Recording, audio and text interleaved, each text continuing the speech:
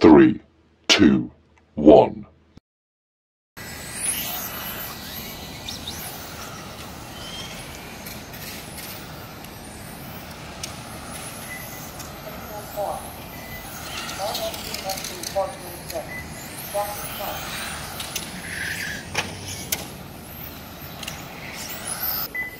Man NG 17.5. 17.6. Jackie Chum 13.7.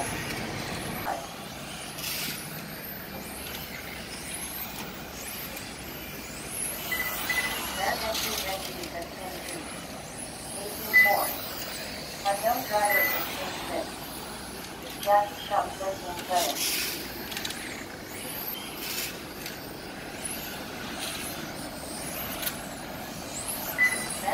Engine 17.1. Jackie Chum 13.8. Unknown driver 15.6. 19.4.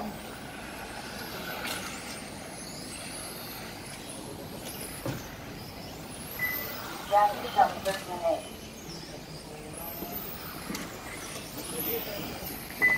Unknown driver 19.3. 17.7. Jackie Chum 13.7.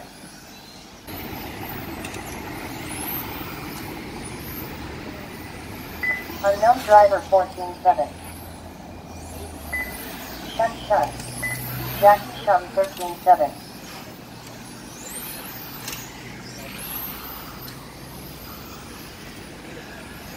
Unknown driver 14.4.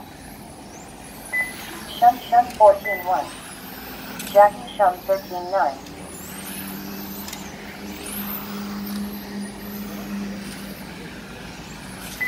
Unknown driver 14.3. Shun Shun 13.6. Jackie Chum 13.8.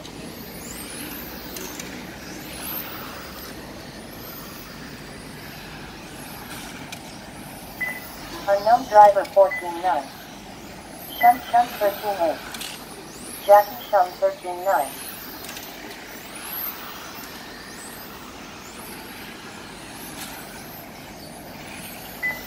Unknown driver 14.4. Shun Shun 14.1. Jackie Chum 13.7.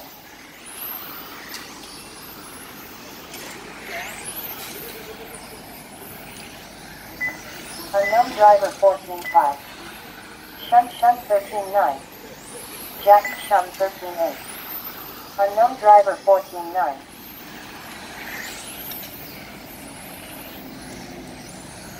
Shun Shun 13.9. Jackie Chum 13.8. Unknown driver 17.7. Jackie Chum 14 flat. 118 14.8. Unknown driver 17.4. MO 14 flat. Jackie Chum 13.8. 118 14.6. MO 14. Unknown driver 16.1. Jackie Chum 13.8.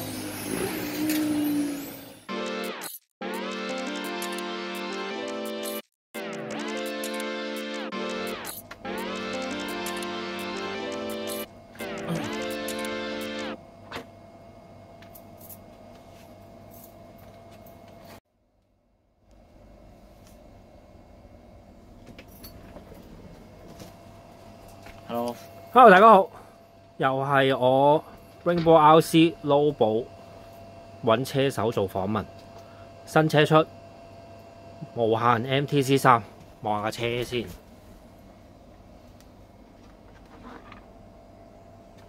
好啦，跟住又望下架車手先，打個招呼。Hello。呢個就係奇西，就係無限嘅代表啦，香港代表。好，咁啊介紹下架車。今次新車呢，就好似都幾多嘢做賣點。哇 ！MTC3就喺度啦。咁啊，我身為呢個市民觀眾呢，就望見最特別係二樓板啦，同埋嗰個車尾嘅設計啦，唔係個尾搖臂唔係收喺底板度啦，望一望先。我哋一陣再逐樣介紹下架車有啲咩特點啦。咁啊，車就行過啦，試過下，咁啊喺 PYC 亦都落過地。咁啊，先講下架車有啲咩特別先啦，其實。好啦，其實大家最留意嘅就係嗰兩塊打斜嘅二樓板啦。咁啊，會唔會話行出嚟會有啲咩古怪啊，或者剩咧？咁其實就完全架車係好正常。咁有啲人就會講就係呢架車個大減壓，咦點解行到咁細咧？唔好跳大減先，我哋再研究下塊二樓板先。好多人就問第一個反應就問：喂，咁咪用唔到一塊二樓咯？咁一塊二樓其實我都唔知有乜嘢好處，好似有陣時有啲高速 track 或者某啲特定嘅跑道，好似有啲適合一塊二樓。但係我自己咧，我其實中意兩塊多啲嘅，因為我行出嚟咧，其實喺個 setting 度又就到，同埋維修咧，我覺得兩塊二樓係方便啲嘅。咁我又咁呢個二樓板又點樣咧？有啲咩特別咧？好啦，其實呢塊二樓板咧個樣啊，前後咧其實係一樣嘅。咁即係話你可以將前面嗰塊搬去後邊又得，後邊嗰塊搬翻去前面又得。咁跟車嘅時候咧，其實咧呢兩塊二樓板咧，前面嗰塊咧係薄啲嘅。如果我冇記錯嘅話，應該係2 mm，後邊嗰塊咧就厚少少，就2.1 mm。咁如果你想去試多啲嘢嘅話咧，其實可以試就係頭尾都係薄啦，或者頭尾都係中間啦。因為其實佢仲有一塊 option 咧係我唔記得2點幾啦，再厚啲嘅。原裝應該係我冇記錯係睇過2.0同埋2.2車尾嘅。係啦，咁仲有一塊咧就厚啲嘅。咁其實就變咗可以幾個選擇去試啦。係二樓板都幾緊要。冇錯啦。咁其實咧，阿汪佬琴日出咗一個嘅 Facebook 都有講過呢一樣嘢啦。係啦。咁佢就教大家咧，就係話咧，可能係喺後邊嗰度點一點啊。你有冇睇過嗰個？畫翻個 mark，翻個尾。總之你自己用自己嘅方法去記翻低。如果唔係拆咗出嚟咧，就再裝翻落嘅時候，驚你自己頭尾調轉。係啦，會有機會會調轉啦。係啦。咁所以其實佢有3款啦。其實嗰度已經係好多嘢可以俾你去配搭到。即係中意頭尾都軟嘅，咁咪用薄啲咯。咁亦都可以頭尾都中間啦，或者頭尾都係硬啲嘅。係啦。咁二樓板就係咁樣啦。咁有咩好處先？喺感覺上會覺得即係點解要打斜咧？因為傳統全部都係平㗎嘛。係。咁首先揾到個好處先，因為壞處就實有㗎啦，因為用唔到一塊二樓。係冇錯。嗱，其實咧佢特性咧，嗱，其實佢而家咧，因為咧行嗰個大減咧，係細啲啊嘛，係咪？咁如果細啲嘅話，點會知道？即係上下。係啊，冇錯。可以一講。係啊。咁佢而家咧點解個二樓板係要斜咧？因為佢就翻個大減。個摩打咗咧，如果假設佢係平嘅話咧，咁個大減咪好高咯。係啦，要就翻個大減，可以坐翻低喺個摩打座，即係貼底板啲啊。咁所以佢做嘅皮帶咧就要就翻斜啊。咁二樓板自然就要跟翻皮帶咁樣去斜落去。係啦。咁而家個重心咧就係會低咯。係啦。我見過好處就係架車唔會，即係如果你打斜咧，佢係唔會咁樣折埋咁容易，因為嗰個力點咧斜斜地咧，佢會頂得住個車架，冇咁容易折埋。但係咧掹翻開咧，佢係易少少嘅。但係你好少會咁樣掹開架車噶嘛。但係有陣時係收油啊、剩啊咁咧，架車唔會成日自己喺度屈曲，同埋即係成日伸延屈曲嗰啲怪動作就少好多啦。應該係啊，冇錯。係啦。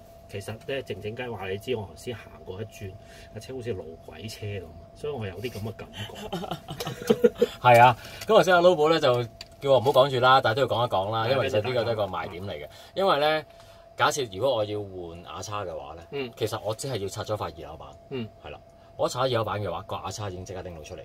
即係冇其他咩波箱頂啊，又話要再鬆螺絲啊，係啊，因為塊二樓板咧，基本上就係由摩打座一搭就搭落去個摩打座嗰度，所以我一鬆晒螺絲，我就已經可以換到牙叉。其實呢個係方便咯。你話對個 performance 出嚟會唔會話好大好處？我唔敢講，但係方便就一定係方便，呢個我就夠膽講啦。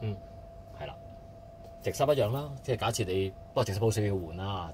係係啦，個道理都係一樣。唔係嘅，都多咗2粒螺絲嘅，人哋鬆4口螺絲嘅啫嘛。通常係即係傳統大部分嘅車係換差速，你依家要鬆多1粒嘅。鬆埋前面咯，總之就係拎起塊二手環，都就即刻換到啦。一粒螺冇錯，絲。係啦，其實都係簡單嘅，係啦。咁我見仲有好多其他，譬如油壓啊、油壓腳校調校嗰個角度啊，咁都好新穎下喎。我鄉下仔咯，可能我近排即係冇接觸過嗰啲設計係啲頭尾油壓腳係有得微調校，即係唔使攝戒指喎，好多嘢都係啊，嗱，我而家講開油壓嘅就講開油壓先啦。其實咧可以 zoom 近少少。其實咧，如果而家我諗好多人都已經可以砌緊呢架車嘅，亦都可能係砌到呢一個部分嘅啦。其實咧，以前我哋可能其他品牌嘅車啦，如果我要校條油壓嘅斜度直啲或者斜啲嘅話咧，我哋可能要喺度攝戒指，一路攝戒指。咁但係而家咧，我哋要去改變油壓嘅角度嘅話咧，我哋只要喺度鬆咗一粒螺絲，其實好方便。係啦，喺度一鬆咗嘅話，其實係已經可以去調校到條油壓嘅斜度。咁就睇翻嗰啲 mark 位。冇錯啦，睇翻啲孖位，冇錯啦，睇翻啲孖位。咁但係呢個咧，其實我自己 Facebook 咧都有去 post 過一樣咁樣嘅嘢。你留意翻呢個咧，我自己係點咗一點黃色喺度。如果呢架車你哋砌到呢個位嘅時候，你會發覺咧，其實說明書上面係會講 horizontal 啊、vertical 啊，即係水平啊同埋垂直啦。而家呢個位咧，我而家係水平角度嚟嘅，即係。係睇粒螺絲，睇個螺絲，打橫睇個螺絲呢一度，你見唔到而家咧有條打橫嘅紋啊？係啦，我唔知 zoom 大家睇唔睇到？係啦，有條打橫嘅紋，咁呢個就叫水平。如果你將佢，我睇終於解開，將呢個位咧，即係收入去嘅時候咧，係打直嘅話咧，佢會有另外一個螺絲窿係收打直嘅喺裏邊。咁條油壓咧就會斜，即係再斜啲。係啦，再斜啲。係啦。咁啊，說明書其實都講啦，就係話車尾咧就一定係行水平，車尾行水平，車頭咁啊就翻你自己啦，你睇你需要邊樣嘢。咁點解我話會點一點喺度咧？因為你可能開頭砌嘅時候，你會好小心地就係水平，我記得水平啦咁樣。但係可能你下次會入完油之後咧，你擺翻入去嘅時候，其實你係有可能係擺錯，自己都唔覺嘅。點解我咁講咧？因為我就試過係咁樣，好明顯係你試過。我就試過啊嘛，所以我仲要喺 ETS 嘅時候試過，行咗一日，咦？點解好似每一次出個右彎嘅時候，點解架車都好似唔係咁實咁咧？跟住就睇下，再俾人研究下，就話原來我一邊係1674係 horizontal，一邊就係 vertical， 係啦。咁後尾我就喺度諗，咦？點咗嘅話，咁我永遠記得有點嗰個位就係水平啦。咁我咪唔會再錯咯。OK，係啦。油壓最主要就係呢樣嘢，咁同埋油壓咧，我見 Camberling 都係好。我睇講埋油壓先啦。其實呢條油壓啦係我相信係現今會唔會係咧最短啊？應該就真係會最短。sure 啦。係啊，因為其實鬥短鬥到係啊，因為即係要度一度先知。其實佢彈弓咧嗱大家知道啦，其實呢架車彈弓咧暫時係冇其他牌子嘅彈弓係可以用得到，因為佢係最短啊。係啦，呢條油壓應該彈弓幾長？我又真係冇。係咪18mm 啊？我又真係冇度過。依家大部分都係18mm。係啊。一轉頭我哋試下度，再交翻落出嚟。係啊。咁其實你話嚟緊將來會唔會有其他牌子去出咧？咁亦都有機會啦。但係而家呢一刻，其實原裝車頭車尾啦，車頭係4.25，我冇記錯嘅話，車尾4.5。阿汪導都講過㗎啦，數字越大，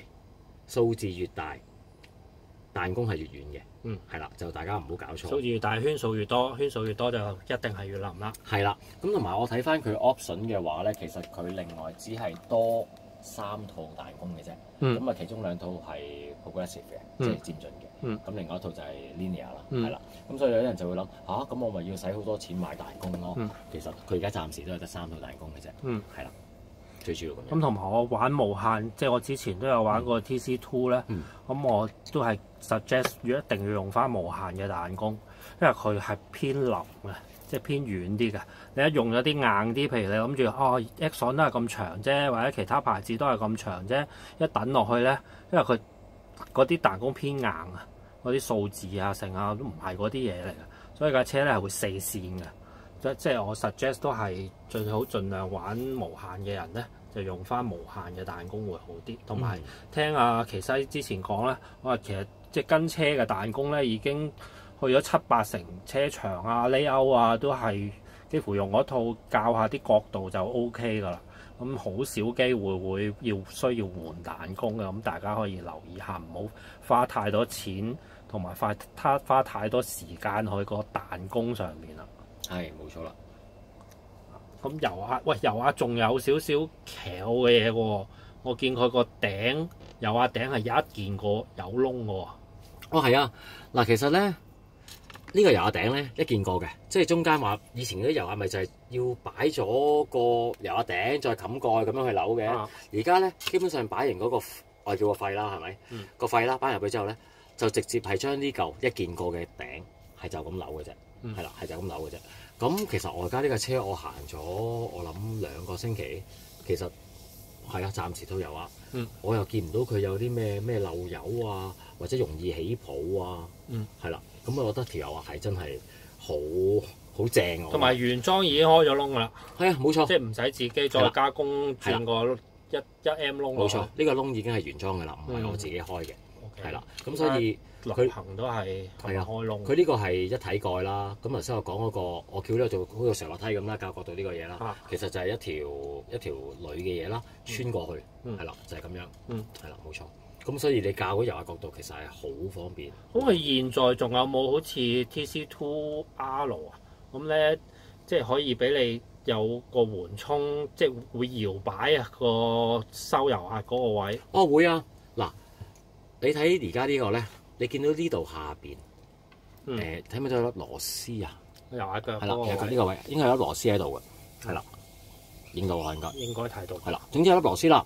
咁如果你收緊佢嘅話咧，而家就係 fix 咗咯。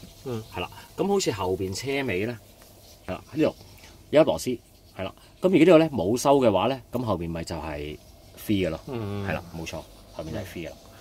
咁嗰個 free 據我嘅認知就係應該係方便你上膊嘅時候，架車冇咁容易飛走咯。呢個係上膊好啲㗎係嘛？呢個我真係唔知啊！我之前玩嗰啲車咧，冇呢個設備，一直都冇呢樣嘢啊！係直至而家呢架車，我先係第一次去接觸呢樣嘢。咁但係我揸落嘅感覺咧，就係好暫時未試呢個設定。總之我而家揸落去，我而家冇收啦。未需要，係啦，冇收嘅，冇收即係條揈㗎咯。係啦，條揈嘅，冇錯，係啦，條揈嘅而家，條揈嘅係啦。而家我覺得係好正咯。咁嗱，我之後我會試下收。頭就收死。係啦，冇錯。呢個係原廠 suggest 嘅設定嚟嘅。冇錯，係啦。基本上你成架車都係原裝說明書設定嚟喎，玩到依家都係。其實有少少改咗咯，但係改嘅嘢真係唔多咯。改咗嘅嘢其實唔係任何 option 嘅嘢咯。呢架車所有嘢街上嘅嘢，全部都係 kit 嗰套 kit 裏邊嘅所有嘢。好，最後又研究下究竟你有啲咩喐咗先。咁啊，頭尾避震啊，跟住 camber link 啦 ，camber link 都係特別嘅部分啦。係啦。camber link 咧嗱，即係其他車啦 camber link 我哋譬如話升高降低，我哋會用戒指啦，係咪先？即係可能係咩1.5啊2 M。咁啊呢架車咧就唔使啦，因為咧我哋只要鬆咗，你可以睇呢邊，呢粒螺絲鬆咗粒螺絲，呢度已經係一個可以移動嘅，係啦，可以上下去褪嘅。咁褪幾多嘅話，呢度有刻度，係啦。有刻度，1M 啊、1.5啊、2 M 啊咁樣，咁你想要幾多？其實好方便，前後一鬆咗。即係你頑固地中意攝戒指嘅嘢都得。唔得，佢根本就冇需要去攝戒指，冇得去頑固，因為其實呢個位呢啲位你鬆咗個波頭出嚟攝戒指咪得咯。呢個係一件過嚟㗎，上面個波咧同埋呢個位咧係一件過嚟㗎，一件過嚟㗎。唔可能得啊？係啊，唔係拆開㗎，即係冇得頑固，純粹係睇嗰個刻度。冇錯啦，係啦，冇錯啦。咁所以就你唔使去諗攝戒指咯。OK，係啊，即係有陣時你話攝戒指。有冇唔使周圍抄？咁梗係有。係啦，冇錯啦，你唔使周圍抄。哎呀，我少咗隻1.5M啊 ，Lobo 你有冇借俾我啦？係啊。跟住同埋或者嗰啲卡拉位咧，嗰啲咩1.25啊。同埋你每一次要換戒指嘅時候，你都要拆晒兩個出嚟，又拎開上面兩條拎，跟住又條條揈咁樣。而家就唔使啦，好方便。係啦，呢個其實係一個好方便嘅嘢嚟。OK 嘅，係即係考下大家嘅眼力，去對翻嗰啲線啫。同埋佢最好嘅就係咧，佢嗱，其實咧我所知咧，如果你要做一個好嘅 laser 咁，即係射落去嘅話咧，其實有陣時可能射得唔靚啊，或者成咧就唔好啦。哦，無限啲做工不嬲都有信心，但係佢啲做工真係無限啲信心不嬲，即係做工係真係正。係啊，同埋咧我都話咧，你只要鬆咗粒螺絲咧，鬆咗粒2M 嘅螺絲啦，佢係好順暢嘅，佢唔會話哎呀有啲位又棘啊，有啲位又順啊，佢係根本就係全部都係好順暢。係啊。咦，我見到啲萬向節都好似好新穎咁喎。其實萬向咧，我唔知道係咪同2R 一樣，因為我又冇玩過2R。係啊，我又斷咗2R，我玩2，跟住就冇乜接觸過 R，冇乜研究過，跟住就跳咗去呢個3。其實如果我冇記錯嘅話咧，應該呢一套萬向啦，即係前後萬向車尾係女㗎啦。係啦，冇錯，應該都係同2R 係一樣嘅。啤領啦。係啦，冇錯。同埋車尾行女嘅，車頭就行翻鋼嘅。係啦，冇錯。3節棍。同埋我聽講啦，即係以前有玩2R 嗰啲人講嘅就係話咧，呢一套萬向咧其實係好襟行嘅。即係話有啲人話，哇！我玩咗個車咁耐，我都未試過要買條萬向翻嚟再。車尾女㗎，會唔會自己解體啊？不過我嗰時玩都冇試。我諗如果之前玩開2R 嘅人，佢講得出話呢套萬向好正嘅話，咁應該都真係應該係正。會自己無啦啦拍咗。係啦，冇錯。即係有陣時啲人成日都講話架車襟唔襟撞啊，或者成啊咁樣。咁其實有陣時你大撞嘅時候，就咩車都爛啦。係咪先？咁但係你正常喂，我玩咗兩個星期、2-3個星期咁樣，咁我都會有挨笨笨啊或者成啊。咁但係都冇話咩斷萬向啊，冇話古靈精怪啊咁樣。係啊，我都冇換過，我直情係冇換過任何零件。我咪睇下嗰邊。好啊。我有啲想睇下個中 pulley 係點樣上來，係咪好方便㗎？好方便，真係好方便。其實就係都係 for stock 嘅啫。即係 stock 同 modify 個大減齒唔同大細就可以易就啲。咁其實如果你換大減嘅話咧，只係鬆1、2、3、4 4粒螺絲，乜都唔使拆，換出嚟係啦。咁記住啦，收翻螺絲入去嘅時候咧，其實說明書有講㗎啦，就攞螺絲膠啦，係啦，攞螺絲膠咁就啲4粒都螺絲膠。啲轉動嘅嘢都係拉螺絲膠，唔使收得太緊。冇錯，會好過，因為佢自己會行翻正。冇錯，係啦。同埋呢兩嚿啦，頂電呢個咧，其實佢係一個帶頂嚟嘅。佢係可以去用2.5啦，去鬆咗，去校高低。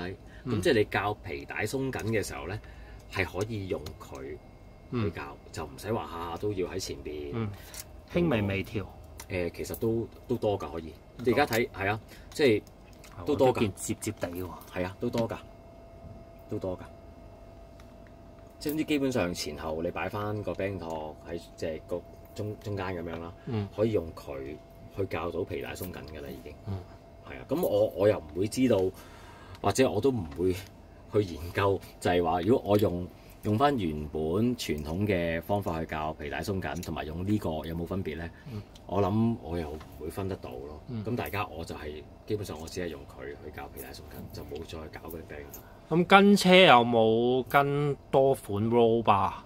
定係一對啊？一對，原裝一對，冇錯，一頭一尾。係啦，冇錯。冇其他要買 option 啦，如果要嘅。其實佢 option 佢都得一條嘅啫嘛，係嘛？係啊，得一條嘅 option 啫嘛。咁即係話你話想去試嘅，咁咪買一條。咁跟車係咪頭尾一樣硬度？係咩？頭尾唔同㗎，頭尾唔同㗎。我冇記錯，應該係1.2係車頭，車尾應該係1.1。腍啲。係啦，因為我又冇點樣去，我成日都冇話點樣去特登攞把卡尺去卡下係咪1.2啊，定1.1啊，定1.205啊咁樣，我真係冇咁樣去卡。冇搞。係啦，我就睇翻個 mark，咁佢話擺嗰條喺頭，我擺嗰條喺頭，擺嗰條喺尾就擺嗰條喺尾。咁可能遲啲再試嘅時候，咁可能會去試下頭尾一樣啊，或者。係啦，或者再硬啲啊咁樣，咁都要，因為我知道其實呢架車嘅 option 件咧，其實今日都喺香港都開始派咗去模型鋪啦，係啦，咁所以如果大家有想去試嘅，咪可以買翻嚟試下咯。係啦。喂，我即係另外一樣，唔好講車尾住，係車尾太巧，講埋嗰個殼頂架 option 定原裝嘅升跟車嘅，呢個都係跟車嘅，係啦，車頭呢對。喂，車頭呢個好似好方便喎。係啊。係啊，我發覺都有個好處添啊！個好處就係咧，勾住就走。有陣時咧，譬如我假設我喺度度車高嘅時候咧，係啦，譬如我抖個車啦，我唔使抖呢度，咁幾方便。勾住就走，塞好似夾住個鼻哥窿，好似好得意咁啊！插住有個鼻我哥窿。成日好忍唔住就喺度拎下嘅，好得意啊！係啊，咁呢個其實就係陣間我哋睇下個車殼咧，就會知道佢個殼頂有咩用，點用點樣係啦。因為其實個車殼都有少少係啊，車轆呢啲就正常，依家所有車都一定會有嘅。係啊，其實呢兩粒螺絲咧，其實就唔好話求其擺上去話點樣，即係其實因為我喺啱啱去 ETS 嘅時候啦，咁我都有問過汪佬究竟呢嚿嘢呢個粉唇係點樣？你高得滯嘅話咧，又唔得。係啊，佢整硬咗嘛，咁其實俾個車殼頂住。係啊，咁其實咧呢幾日啦，我諗琴日應該無限咧已經有幾張嘅 setting sheet 咧係播咗出嚟㗎啦。佢係有埋呢度嘅高度係幾多，所以你跟翻佢好難搞喎。係啊，你跟翻佢用啲卡尺去度翻嘅話咧，就 OK 嘅。差唔多。係啊，因為我有時褪前褪後個車殼爭少少位，你係呢個位要自己校㗎嘛，一定要校啊！唔好懶啊，換車殼。有陣時啲人話試車殼，連呢粒螺絲都唔校過咧，我都唔知佢試乜。冇錯。仲有要講一講，你要驚陣間唔記得咗。其實咧，佢呢度咧係有個 up stop 啊，個髀咧有個可以機米螺絲啦，你可以高少少睇啦，機米螺絲啦。咁其實呢度咧就可以去校條機米，可能放低啲嘅話咧，咁個髀頂上去嘅時候咧就唔會限咗個上去嘅行程。係啦，咁其實有咩好處咧？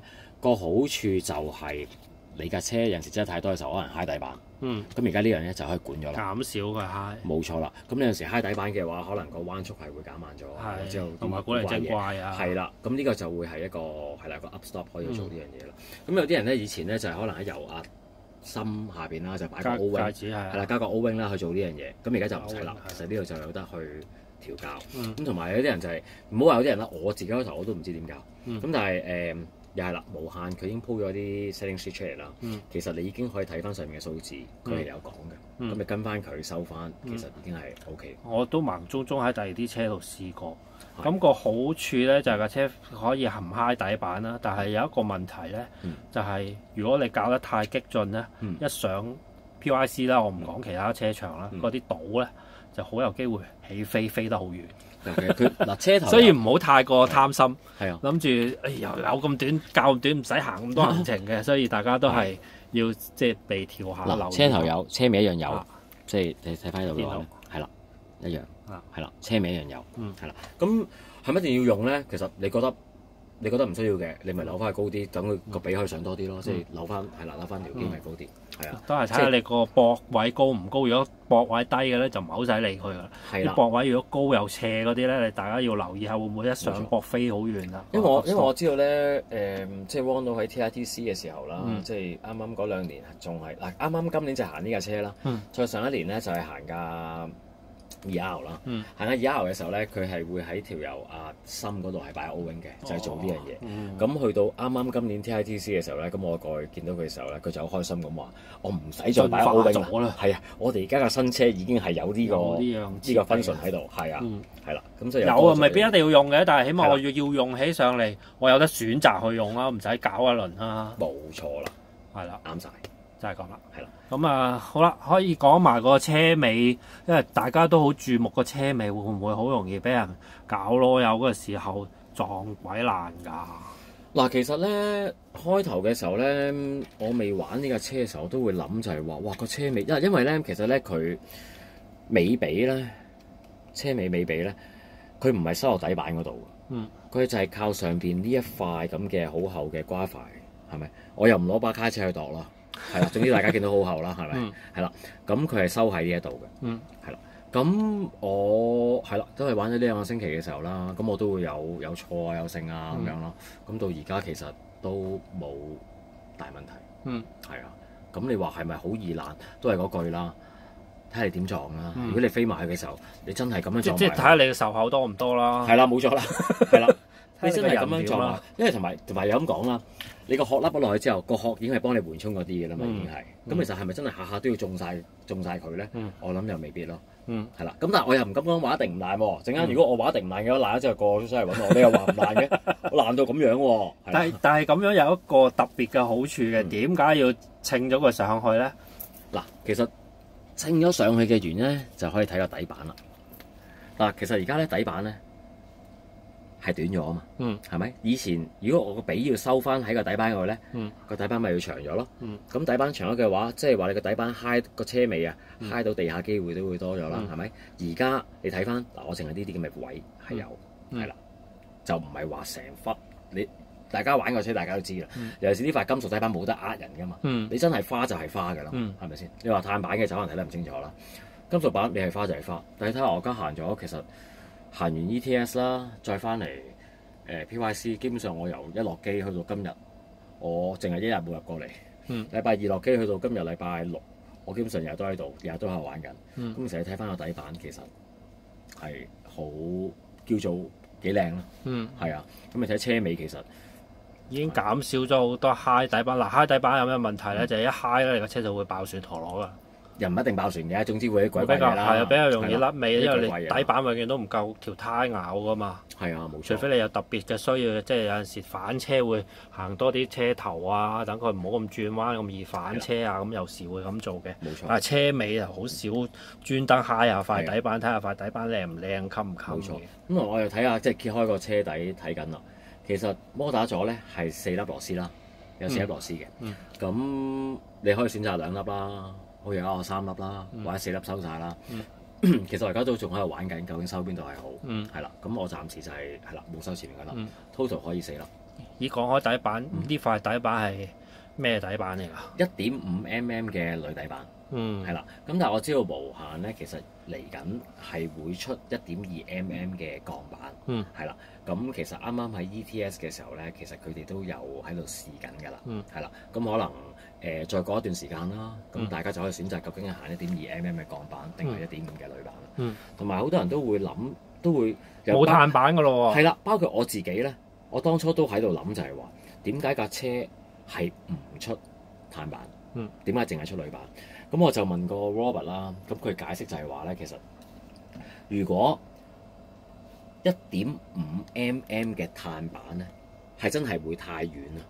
咁架車係會扭得好犀利，會有問題。咁所以話，如果假設佢做一塊碳板嘅話咧，佢可能係要做一塊可能係1.75啊或者2mm 嘅話咧，咁成架車嘅所有嘢，波箱啊、摩打座全部都會高咗。但係而家就係希望架車係有咁低得咁低，咁所以就係會用一塊1.5mm嘅鋁板。咁大家都會諗啦，我當初都會諗就係、喂，得唔得㗎？鋁板係咪真係可以行到柏油路啊咁樣？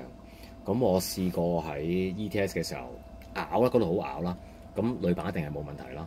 我翻到嚟 PYC，我玩咗咁多架車，我真係覺得架車係好好揸嘅。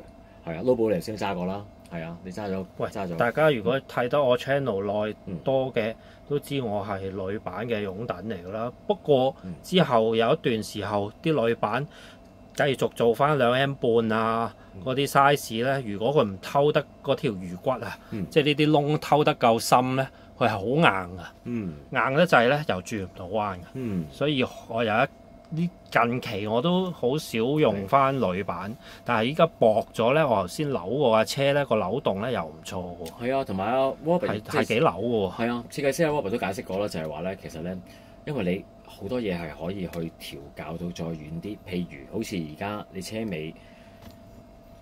尾嘅二樓板啦，1個窿、2個窿、3個窿，即係可以有3個唔同嘅螺絲去收，係啦。咁你車頭亦都係一樣，1個、2個、3個。其實好多嘢可以調校到架車嘅扭動。係啊，所以其實都幾重要。係啦，所以你話其實碳板係咪真係有需要咧？我唔敢講話冇，但係我相信因為我問過 Robert， 佢就話無限自己就唔會出㗎啦。咁但係你話其他廠會唔會去出嘅話咧，亦都有可能有廠會去出。到時可能大家想試嘅時候，亦都可以買嚟試下。亦都可能真係原來香港嘅地真係啱行碳板多啲喎，係啦。咁但係呢個就暫時就真係未知答案啦。邊樣好係啦？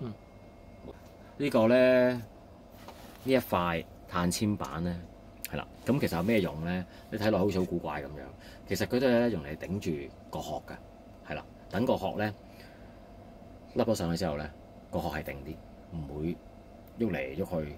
係啦，係啦，咁陣間我會講埋我個車殼想做啲咩嘢去配合呢4樣嘢。係啦。我話睇埋個水撥先，個水撥係單撥定係雙撥啊？已經進化咗單撥㗎。係啦，單撥係咁樣睇會唔會易睇啲？喂嗱，都係講嗰句。嗯。MTC2R 咧，我話冇乜接觸，所以我都唔係好記得佢究竟我都係係行乜㗎啦。就跳到去，我就係又總之依家個衫就行單撥㗎啦。嗱，佢呢個咧其實咧好得意㗎，佢個 surf man 咧其實啦嗱收個 surf 內啦，surf man 梗係收 surf 啦，收落去之後咧，其實咧個水撥咧係直接掹落去個 surf man 嗰度，係啦呢度啦，跟住個水撥咧直接呢度收落去嘅，係啦，用埋呢個位去做嘅，咁。個 Archiman 咧，我哋會改 Archiman 嘅時候啦，其實咧係可以係皮帶遮住啦，有粒螺絲啦，係啦，鬆咗之後可以褪前褪後啦，同埋咧佢係啦，呢個千秋架咧都係有前後嘅，呢個位前同後，咁說明書其實嗰度都有講嘅，咁大家砌嘅時候咧都要留意翻啦，唔好一前一後啊，即係睇翻。係啦，佢唔係成座褪前褪後，係獨立左右褪前褪後。係啦，左右褪前褪後。我疏。係啦，就唔係成組嘅，係自己。咁其實又唔會好容易搞錯嘅，即係整自己。正常就真係，連我成日整錯嘢都冇搞錯嘅話，就應該都冇乜問題。呢個唔係成日喐嘅位嚟。係啦，冇錯啦。咁都係啦。其實我諗說明書嗰度嗱，仲有呢度啊，呢粒螺絲咧會。一粒螺絲見唔見到？有一粒好細嘅螺絲收區位。係啦，冇錯啦，收區位啊，係啦。咁你唔好揦到好實，亦都唔好揦到好鬆。佢真係用嚟幫你去收個區位。同埋呢架車咧，係咪要落螺絲膠啊？係冇錯，係啦。同埋呢架車咧，嗱我已經玩咗即係我唔敢話好耐啦。其實睇下佢左右嘅區位咧，真係好鬼少㗎。feel 下先。我下時我以前揸嗰啲車單撥係比較少虛位嘅，同埋單撥個 Archiman 咧係會令到啲車反應快啲。我依家見新嗰啲潮流，即係我好多年前咧，我覺得 stock 同 modify 嘅最大分別咧就係 modify 係比較要需要啊架車反應慢啲，彎心圈啲。咁啊，先至容易控制啲線位，因為車速快。但係現在咧，啲人好似慣咗接受咗嗰個車速之後咧，就依家新嘅潮流，多數都要令到架車入彎嘅反應都好快，好似 stock 咁快。嗱，我仲有就係講翻個 servo con 先啦。嗱，架車咧本身係冇跟 servo con 㗎，即係 servo con 係要自己去買，係啦，膠都冇servo con 冇，大減都冇，呢個都係要自己買嘅，係啦，有差咗有嘅。咁我其實我而家行緊個 servo con 啦，阿 Wong 其實個 setting sheet 都有講，琴日佢個 post 都有講啦，係建議大家咧就係行15至17，係啦，15至17個。知唔知邊個距離啊？就睇多一次打橫。係啦，打橫。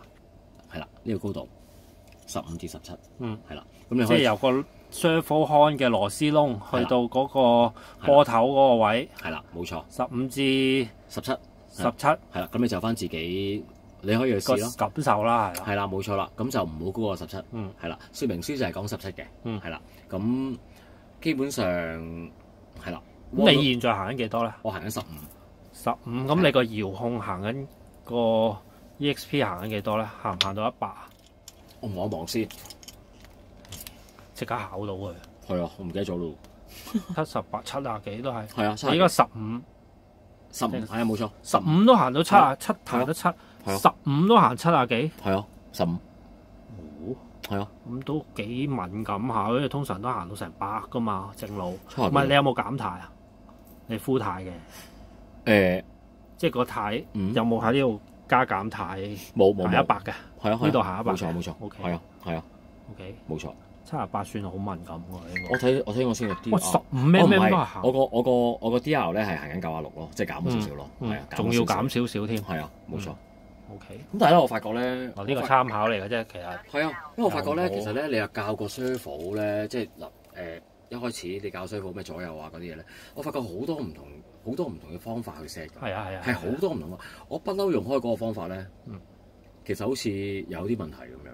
我話今次去到 ETS 嘅時候咧，跟住阿 Wong 睇下我啲嘢啦，佢話：哇，你呢個 set 法好似唔係咁妥當喎。跟住咁佢就用翻佢嘅方法 set 一次。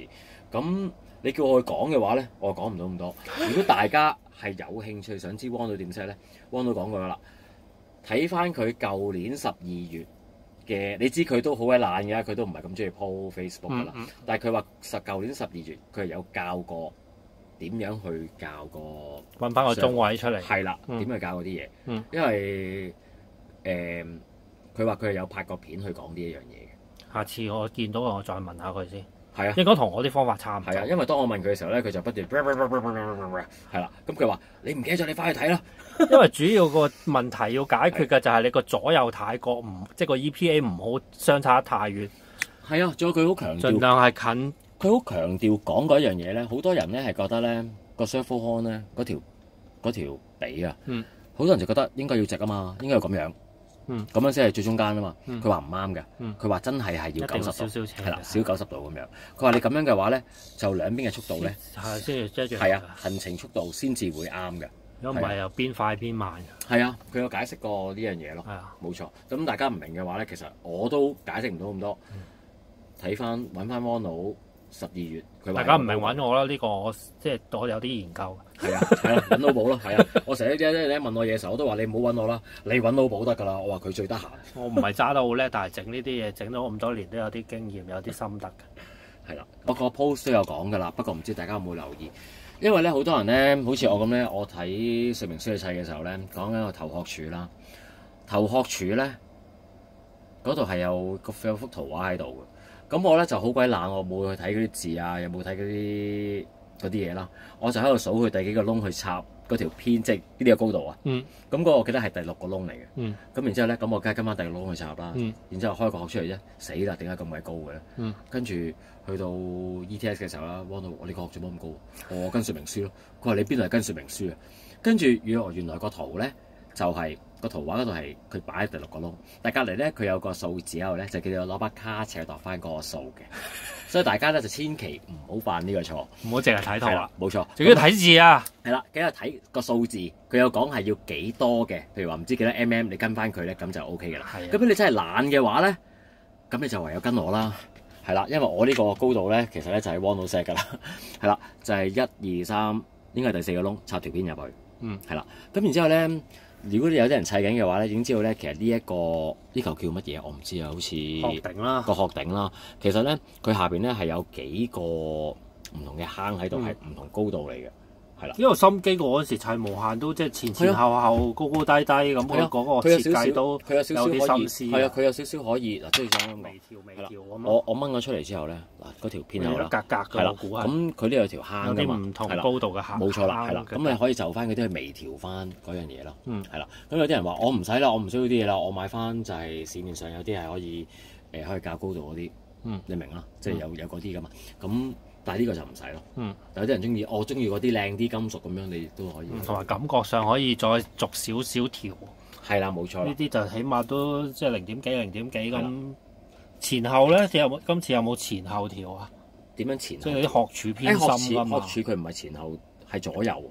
你睇翻咧，你睇翻呢度咧，睇翻呢度咧。鬼左右啊！係啦，呢條頭殼柱咧係可以倒翻轉擺，倒翻轉擺嘅話咧，嗰條殼柱係會近咗嘅。你見到呢有個位啦，係咪有個位啦？咁點解會咁樣做咧？而家咁可能個車殼唔同啦。當你開窿嘅時候咧，有係喺條骨度。係啊，喺條骨度就好麻煩啊嘛。而家就可以避開咗呢樣嘢。睇翻你個殼係點樣做翻。哇！呢啲要同啲 friend 夾㗎喎。如果唔係笠唔到人哋啲殼用。但係我真係覺得，我一路砌呢架車嘅時候咧，我真係覺得。好多嘢佢真係好仔細。之前呢個應該係偏心係前後噶嘛？點解要變咗左右咁好笑啊？左右啊！哇！依家又知學嗰啲骨咧好鬼型啊！總之我真係覺得，即係呢啲咁細微嘅嘢，我以前揸嗰啲車係冇，而家我覺得就係好。係我成日懷疑個設計師係女人嚟嘅，做咗直砌無限。係啊，因為咁鬼細心。係啊，即係你一路砌嘅時候，你會發覺佢諗咗好多嘢咧，就係。你諗唔到咯，你根本冇諗過嗰樣嘢會方便到自己嘅話食。有樣嘢我要講一講咧，就係咧，因為而家咧啲油壓咧，全部擺咗喺裏邊啦。咁所以有陣時校油壓、校架車嘅高度嘅時候咧，係好似好棘手啊咁樣。我就有少少自己嘅心得啦。譬如我假設我要校頭油壓嘅時候咧，我係會鬥高咗架車，即係咁樣鬥高咗。佢咧嗰啲好易扭㗎。咁但係佢又唔係 free 到話，哇會改變咗，即係行下會影響高度。係啦，基本上咧，我鬥高個車咧，我喐好易扭到嘅。係啦，好方便。咁你話下下都要擺喺地下，喺度受咗力之後咧，因為你知受咗力嘅話，你扭嘅時候就會難啲。鬥高少啫，就好簡單㗎啦。咁扭車尾咧，你發覺咁樣扭咧，係完全擺唔到手指入去嘅。嗯咁所以咧，我扭車尾嘅時候咧，我都係倒翻轉佢，係啦，又係的起架車係啦，，都係的起架車。你咁樣嘅話，嗱係會易咗，摩打咗係個摩打收落嘅時候咧，係1粒、2粒、3粒螺絲，記住係收3粒，唔好收2粒。雖然收2粒都得。咁點解3粒有咩好處咧？就係、你知而家啲車越嚟越快啊，咁有陣時摩打係真係有機會係會有喐㗎。咁而家3粒嘅話咧，係會穩陣好多，係啦，會穩陣好多。尤其是喺啲高速場啦，即係比較大嘅場咧，尤其是 modify 咧，你車速好高，車速好高有陣時，咁為你要落 brake 㗎嘛，係咪先？當你落 brake 嘅時候咧，可能就係有陣時個摩打係會喐啊，咁令你有機會掃大減，係啦。咁而家3粒嘅話咧，掃大減機會就安穩好多啦，冇錯啦，係會細咗好多。好啦，咁我同埋另一樣嘢要提一提咧，砌嘅時候咧，其實 Wano 個 post 係有講㗎。佢好似講到架車好難砌咁喎。唔係，係好十幾項，係好多細微叫你注嘢，意係啊，就係個 roll bar 咧呢一粒金屬同埋呢粒金屬咧，其實兩邊嗱佢有個平位㗎，你哋買呢隻車嘅人你會知㗎啦，有個平位嘅，一邊個平位係向前，一邊個平位係向後嘅。雖然如果你兩個都向前嘅話係砌到，但係佢就變咗唔係中心，係啦係啦。咁同埋睇翻底板咧，佢收呢兩邊咧，你睇翻嗱螺絲喺前邊呢一邊，呢邊嘅螺絲喺後邊嘅，係啦，呢粒嘢係有呢個原機，係啦，冇錯，要留意咯，係啊，咁其實就你只要跟頭尾收嗰個位，唔係好似平時佢係啊打針，即係落支針唔同位咁，冇錯啦收前後，冇錯啦，咁呢個就係要大家要留意。喂，呢個換 roll bar 都幾方便喎，其實OK 方便。其實我真係暫時覺得呢架車好多嘢都真係好方便。係，因為我係中意成日換 roll bar 嘅人嚟噶嘛。因為我真係覺得佢總之砌嘅時候咧就會，我唔知啊，我只係感覺就係個設計師咧諗到好多係你哋未必諗到嘅要求，但係佢做咗出嚟俾你。當你整嘅時候或者你玩嘅時候，你就會覺得哇好正喎呢樣嘢，係啊。我唯一 concern 都係條差速，嗰粒要兩邊杯係收螺絲嘅咯。記得喺收個螺絲，即係嗱，因為個螺絲喺裏邊收出嚟噶嘛，係咪收翻出嚟個杯嗰度嘛？記得落螺絲膠，同埋唔好用 BB 螺絲膠。邊啲係 BB 螺絲膠咧？即係通常模型鋪嗰啲藍色螺絲膠咧，即係有牌子遙控牌子嗰啲咧。BB 螺絲膠係咪講呢隻？唔係呢個係 BB 咩？係咪啊？我都唔知。唔係啊，蘇士啊，我都唔知呢隻係咩螺絲膠。舊牌子即係跟遙控即係牌子嗰啲係比較銀藍色。係啊，嗰啲比較渣仔嗰啲咧，有機會翻鬆㗎咯。其實係咯，我知道其實喺市面上係買到一啲所謂咩工業用嘅螺絲膠咧，紅色嗰啲咧就實好多嘅。嗰啲係好勁咯，有陣時勁到你拆嘅時候都有啲要揾火痰一痰佢咯，即係要有啲熱力佢先至有機會。如果唔係咧，你正常係鬆唔翻出嚟。咁其實咁但係可以即係如果呢啲位咧，你唔會成日鬆拆咧，其實有一次過就係紅色螺絲膠搞掂。你真係要拆嘅，萬一你只係落揾啲火機彈一彈，佢有啲熱力咧，就會擰得翻出嚟㗎啦。咁同埋可能嚟緊，其實無限都可能知道呢個問題啦，個牙叉啦，可能都會有改變啦，都有改動啦。修改 option 係啊，其實 option 一定係會慢慢咁樣走出嚟。都唔係太大問題。我見玩緊嘅人又唔係成日啦，係我初唔係好知咧，就用啲 BB 螺絲膠，又可能被乾啊。即係可能啲頭砌完，啲頭又落地，咁啊最好等翻一日啊，咁就安全啲，唔會咁易翻鬆，因為佢係翻鬆好煩喺入邊收嘅，要你拆咗條叉速，你先至 check 到嗰粒螺絲有冇鬆。一鬆咧，如果行下鬆咗出嚟咧，就個杯跌咗落地，唔見晒一抽嘢嘅。係啦，連埋賣相都唔見埋嘅。係啦，所以呢個你就砌車嗰陣時就注意下就冇問題㗎啦。同埋等佢收螺絲膠，等佢乾咗一日，你先至好用條叉速，咁啊完全冇問題。又未必使一日嘅，冇嚇親人啦。係，總之等佢乾啦，冇錯。呢頭俾時間佢乾啦。呢頭砌完，呢頭就行啦。同埋另外講嘅就係呢架車咧，你買翻嚟嗰個價錢。仲使唔使話加多2-3千蚊 option 嘢走去 upgrade 佢咧？我話俾你聽，真係冇需要咯。option 嘅嘢頭先都講過下㗎啦，就係你可能淨係買嗰3 set 嘅 option 彈弓啦，或者你中意玩下二樓板唔同厚度嘅，買下啲二樓板啦。但係咪必要咧？唔係必要㗎，嗰啲冇嘢係必要嘅，即係佢唔會話有啲嘢膠我要俾錢去換金屬咁樣，冇需要嘅，係啊。咁所以其實你用翻個性價比啦，成日講個性價比啦，性價比係好高。你需要嘅嘢，你俾呢個價錢喺個 kit 入邊已經係冇問題嘅，係啊。咁頭先啊撞到阿老豬啦，老豬由MTC Two 開始玩㗎啦，因為有2啦，有2R 啦，咁都讚不絕口啊！呢架車嘅耐用性同埋襟撞能力，我諗我都要試下睇下，叫阿偉哥即係我房友，佢又係好中意玩 MMA 嘅，佢啲車真係好鬼粗玩啊！咁我依家其實都唔係好諗到有啲咩車係襟撞耐用嘅車款啊！咪都係嗰一句啦，即係嗱呢句嘢可能講完之後有啲人又好唔滿意咁，但係我都會用，即係我都會講啊。首先一架遙控車成日都話襟唔襟撞，所以架遙控車設計出嚟真係唔係俾你去撞，唔係俾你去掟落埲牆度，佢預你真係一個正常咁樣去駕駛。咁成日話啲車咧易唔易撞，襟唔襟撞咁樣。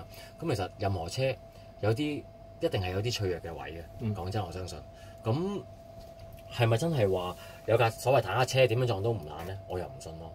咁調翻轉，好多人都會質疑，而家就係話呢架車睇落去個設計，哇，好似個車尾咁樣，係咪一撞就爛啊？咁樣，我夠膽講就係、假設你真係中咗嘅話，呢一塊咁鬼厚嘅碳纖，我度佢啦，係啊，有卡仔喺隔離，即係哇，又有卡仔，係係啦，4M 5M 係啦，我都唔知幾多 M 嘢，我而家咁睇係4M 咯。係啊，4M。咁假設你話一撞嘅時候，會唔會真係成塊斷咗咧？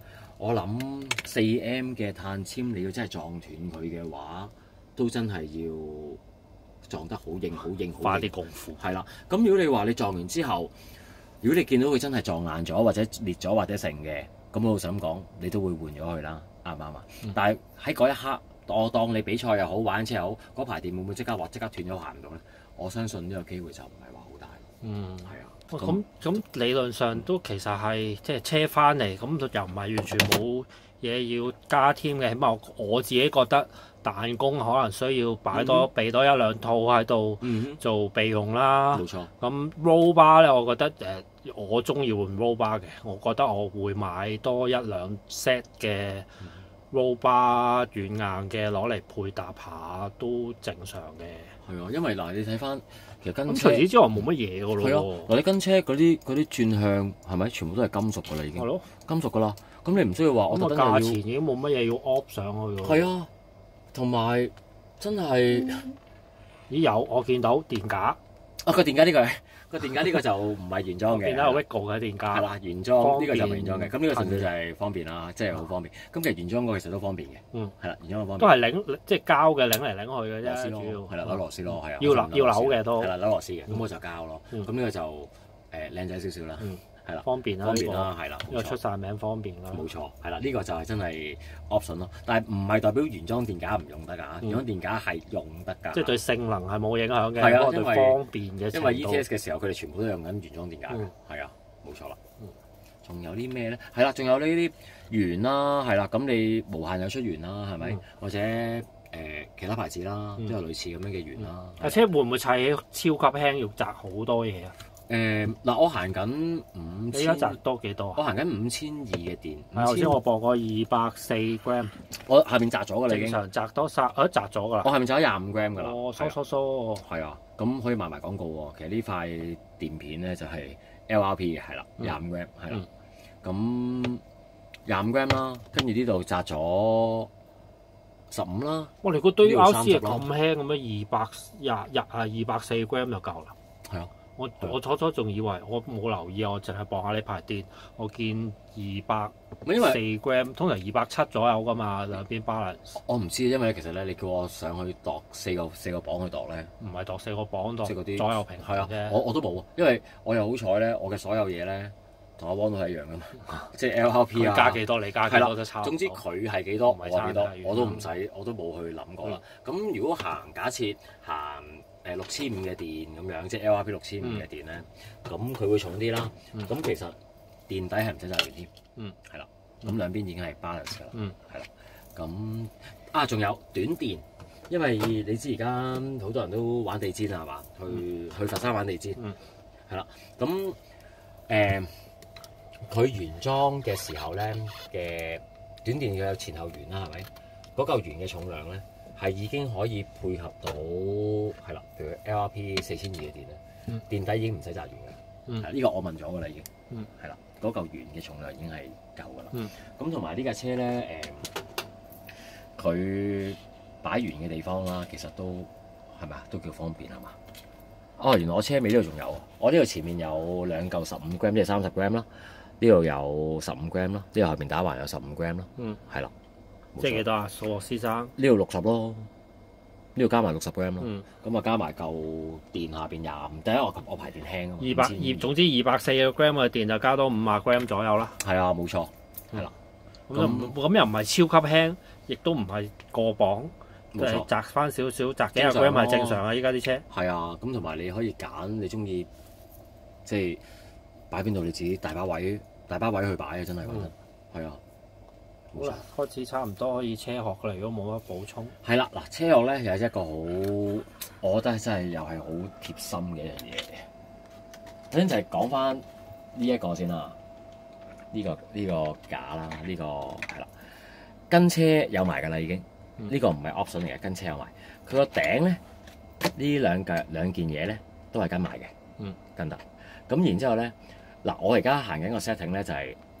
呢個架裝上去，架都有 setting，係咯，中間係要攝戒指嘅，中間係攝戒指嘅。咁而家我係攝咗3mm 嘅，係啦，我陣間會擺喺台面睇下個斜度啦，即係車嘅斜度，3mm嘅。然之後呢個位咧，我係攝咗1.5，係啦，攝1.5。其實呢個咧係好好啊，呢一個，因為呢個咧係出邊收螺絲去固定咗佢，咁你個殼係冇咁搖啊。如果你就咁話呢嚿嘢就咁收個翼膏咧，其實呢嚿嘢係獨立咗啦嘛。佢可能搖係。呢個膠㗎。膠嚟㗎係啊，膠嚟。唔係纖維。唔係纖維。唔係纖維。纖維反而會易爛喎。因為你撞嘅時候可能會斷啊嘛。但呢個咧啲膠咧係軟膠嚟㗎。係啊。咁你話有一句啦，係咪真係會唔爛咧？我唔知。係啦。咁軟膠好少。係啊。即係除非轉天氣有少少機會。冇錯。係啊，佢都係腍地。冇錯，咁呢個我覺得好正，咁你可以記住啦，呢個1.5啦，1.5啦，呢度3啦，咁你陣間睇下我車嘅高度啦，個車度啦，咁你中意可以你話我唔想個車尾咁高啊，可能玩 stock 嗰啲要低啲啊，1mm 啊，2mm、3mm、4mm，其實你自己去就啦。同埋我知道會有廠咧嚟緊係會出一個比較方，因為而家咧係要收2隻3mm，因為兩粒螺絲啊嘛，2粒 3mm，兩粒 3mm 加埋4粒啦，係咪？咁可能。有廠係會出一啲嘢，就係一件嘢吸咗落去，就係嗰件嘢3mm，咁就唔使再慢慢攝，係啦。另外就係睇翻呢度先啦。頭先講緊呢個牛角咯，叫做好方便呢個好玩呢嚿嘢咧。其實睇翻就係個車殼就係呢個位，係啦。你會睇翻呢對牛角咧，佢高度咧係唔會掂到個車殼。所以你係自己去墊翻嗰啲海綿嘅厚度，自己去就翻，墊到啱啱掂到，冇錯啦，啱啱掂到，係啦，唔好多，係啦，即係唔好話要頂到實咗，係啦，啱啱好啦，叫掂到，唔係話頂到冚咗，係啦。咁另外車尾啦，一樣啦，呢一對大家都覺得好新穎嘅呢樣嘢。哇！要揾個位都有啲困難喎，其實。第一次就有少少困難咯。係啊。其實嗰啲困難都係講緊30秒嘅啫。你知道笠咗落去之後，係咪先？笠咗落去之後，你一睇翻個位已經貼呢個位啦。係咯，喺邊度？係啦，冇錯啦。咁佢就係用嚟去晾住後邊。OK。係啦，咁呢個我覺得係個殼係真係一定係會定咗咯。你個殼唔會話有陣時計車質咧就係個殼又喐啊或者成啦。咁我覺得係好好嘅呢樣嘢。呢個 option 咧應該係嚟緊好快會出嘅啦，嚟緊 option 件。哦，呢個 option 嚟嘅，唔係跟車嘅。呢個暫時係未有嘅。OK。係啦，但係嚟緊係會有㗎啦。係啦，我覺得呢個都係。咁有啲人話呢個擺咁多嘢落去咪又重咗？一塊碳纖有幾重咧？即係有啲人就會觀感上嘅啫。有啲人就會話：哇，每樣擺啲嘢落去整重咗架車喎！一塊碳纖，我諗你磅一磅佢，我諗1個 gram。我唔知啊，係啊，根本就唔係重量嚟嘅。咁我覺得係有用嘅。係啦。仲有一樣啦，另外因為佢依家個上拉桿咧係可以加減調校㗎啦。係。咁你需要度 caster 啊嗰個嘅時候咧，係就需要有一件工具啦。嗱係啦，呢個咧我真係覺得係好鬼死正嘅。喺佢裝嘅時候咧，咁就問過點解唔跟埋車咧？係啦，咁其實阿 Lobo 咧已經我見到佢開一個 post 去講過，因為咧當呢架車一到嘅時候咧，Lobo 已經係咁喺度疑疑吟吟喺度講，咁鬼大間廠出架車出嚟，明知呢啲嘢一定要用㗎啦，做乜唔跟埋落去啊？咁樣佢已經話呢個係令到我好卻步㗎，我唔會想買啊咁樣。咁我梗係會反映翻俾阿 Robert 聽啦。Robert 就話有諗過嘅，我話其實你可以加埋落去，將個價錢調高100蚊，係冇人知㗎。係咪先？即係假設架車係6000蚊嘅，變做6100蚊，係冇人知嘅加落去嘅。佢話個問題就係、是，如果我跟埋落去嘅話，有啲人唔係買一架車㗎嘛，可能買2架、買3架，咁佢咪俾咗好多多餘嘅錢去買咗啲係冇用嘅嘢咯。係啦，就會重複咗啊！簡單啲講，所以佢就係最尾選擇就係寧願係分翻開嚟買。係啦，咁所以咧，咁依家知唔知市面係咪有？因為呢架唔係跟車㗎嘛。有啦，係咪到咗啦，到晒啦，所以大家可以去各大模型鋪去買啦。咁用起嚟，大家係啦睇到呢度都明白點用㗎啦。你睇下，其實好鬼死實正啊！即係真係好好啊！講真，我唔知其他牌子嗰啲有冇咁忽視咁 fit 啊，可能都有嘅，我唔敢講人哋冇啦。但係我以前玩嗰啲車就好似麻煩啲，係啦。咁其實係真係好準，好。咁依家就可以好清楚咁睇到個度數啦，係啊一格就2度。係啊，因為佢真係冇虛位冇剩，即係好實淨。你都可以自己 feel 下嗰種感覺。係啊，你可以 feel 下嗰種感覺。咁 fit 就正常，應該都冇乜虛位啊，可以周圍走嘅。係啊，所以呢個係要買咯，真係要買咯。係啊，冇錯。咁點買法先？我每一包嗱幾多隻嘅先？嗱，有啲人咧就會中意4個一齊用個 hoodie 啊或者咩架啦，四隻一齊用。係啦。咁有啲人中意4個一齊用嘅，咁咪4個一齊用咯。有啲人中意話我淨係想要一對嘅，咁你咪可能買咗包翻嚟。通常都係度完頭度尾㗎啦。因為有啲人唔係4隻咩？有啲人唔係㗎，有啲人咧，我喺 E-Test 嘅咧，即車架都要佢都係4個一一齊用。佢覺得就係要4個一齊先至係平衡。有啲人就覺得我用2個已經夠啦。咁見仁見智咯。咁如果你覺得2個夠嘅，咁你咪可能買一包翻嚟同你 share 啦，係咪？咁如果你話唔係啊，我都係想有4個，因為有陣時喂我跌咗個唔見咗，你都係要買㗎啦。係啦，咁其實你話佢貴，佢唔係話好平，但係就唔係話真係貴到話哇好大鑊啊咁樣。係，因為始終有陣時呢啲我唔知啊，擺下又唔見咗啊，或者成啊隔離嗰又攞咗啊。係啦，咁所以呢個係正嘅，係啦。即係總之你買車。option 嘅嘢咧，你悉隨尊便啊！但係呢件嘢基本上係一定必須啦。咁就唔好再話哇搞錯啊！呢啲咁緊要嘅點解唔跟埋車啊？咁佢都解釋得係，因為我解釋完俾老寶聽之後咧，佢冇再耳入文啊，佢冇再喺度講話咩，咁我卻步啦。我覺得佢咁樣係唔好啊！佢已經係即刻鋸晒講通咗，即係老寶係一個好講道理嘅人嚟㗎嘛。你講唔通佢嘅話咧，就細係假，佢乜都唔會理。你講得通佢咧，佢就會好乖地咧，就係啦，就俾輕輕㗎啦。